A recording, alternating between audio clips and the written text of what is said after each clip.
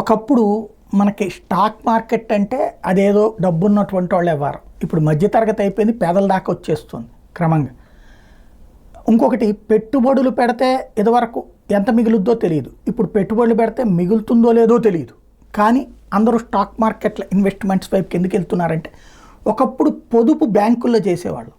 ఆ బ్యాంకులు ఎప్పుడైతే వడ్డీ రేట్లు తగ్గించినాయో వీటిని తీసుకొచ్చి ఇక్కడ ఈ మదుపరులుగా మారిపోతున్నారు. దీని ఇంపాక్ట్ 84,500 పాయింట్లకి సెన్సెక్స్ చేరిపోవడం, 1,860 పాయింట్లు నిన్న ఒక్క రోజుకి అప్పై 25,800 స్థాయికి నిఫ్టీ చేరడం. క్రమంగా భారతదేశ చరిత్రలోనే అత్యధిక రికార్డులన్నీ ఈ 11 ఏళ్లలోనే వచ్చినాయి. సెన్సెక్స్లో మదుపరులు ఆ స్థాయిలో పెరిగారు.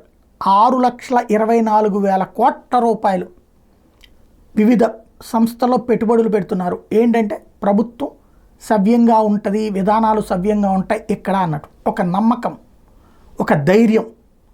ఇది 1,00,000 పాయింట్లకు చేరినా ఆశ్చర్యపోనక్కర్లేదు. కాకపోతే నా భయం ఏంటంటే, ఎక్కడన్నా తేడా వస్తే అప్పుడు పరిస్థితి ఏంటి? ప్రభుత్వాలు మారితే, రేపు పొద్దున ఎలక్షన్స్ అయిపోయాక ప్రభుత్వాలు కొన్ని రాష్ట్రాల్లో మారితే అప్పుడు డౌన్ఫాల్ అయితే పరిస్థితి ఏంటి? ఒక్కసారిగా ఇప్పటిదాకా నా చేతిలో 1,000 రూపాయలు ఉన్నది అనుకున్నది ఒక్కసారిగా 100 రూపాయలకు పడిపోయే పరిస్థితులు వస్తాయి. అది ఎట్లా అన్నదే ఇక్కడ ప్రశ్న.